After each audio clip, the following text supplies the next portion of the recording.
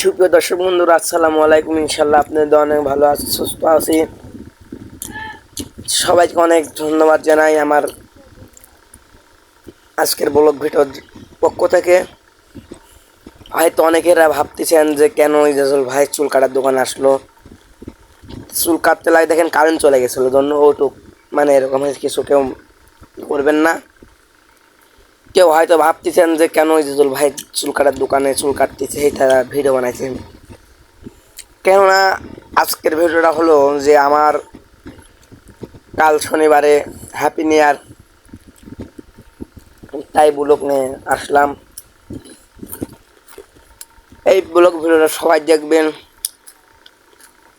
সবাইকে দাওয়াত দিল হ্যাপি নিউ ইয়ারের। যদি আপনারা আসতে চান ইনশাল্লাহ কমেন্ট বক্সের নাম্বারটা রেখে দেন, ইনশাল্লাহ ফোনে যোগাযোগ করে আনবো আপনাদের আমাদের বাসায়। পরবর্তীতে আপনাদের বাসায় আমি বেড়াতে যাব, সমস্যা নাই। তো সবাই আমার ভিডিও দেখেন, সবাই আমাকে বিনোদন দেন। তে আজকে চুল কাটতেছি, এটা মানে করলাম আটঘরিয়া সাদ্দাম ভাইয়ের ডান্স পার্লার দোকানে। যার পর যে বললো যে একটা আমার দোকানে ভিডিও বানাও, তে বললাম যে বানানো তো দোষ নাই, যত কেক কাটবো দর্শক বন্ধুর সাথে শেয়ার করে, প্রতিবার চুল কাটার সময় তো শেয়ার করি না। এরপর একটা ব্লগ ভিডিওর দিক রওনা দিলাম। তো ইনশাল্লাহ আপনাদের ভালোবাসার টানে আমি অনেক ভালো আছি, দোয়ায়ও। চুল কাটা পরে শেষের দিক দোকানদার বললো কারেন্ট আসুক, তখন যাওয়াই কাটো। কারেন্ট মারার পরে আমার যা লাগবে এক জায়গায়, আবার মেনাম বাজার মানে একটা প্যারা থাকে, 10জন এক জায়গায় পরে পোষার একটা প্যারা হয়। তাই আজকের মতন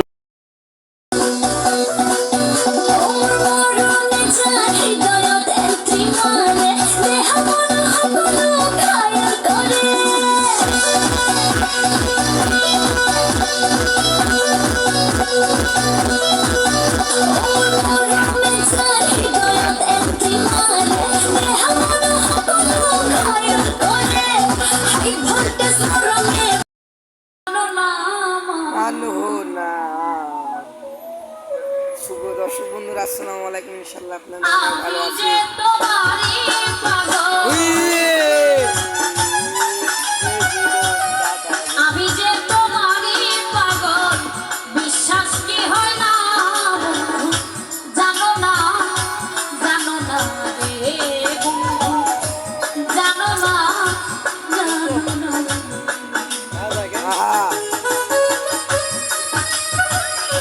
Pasa que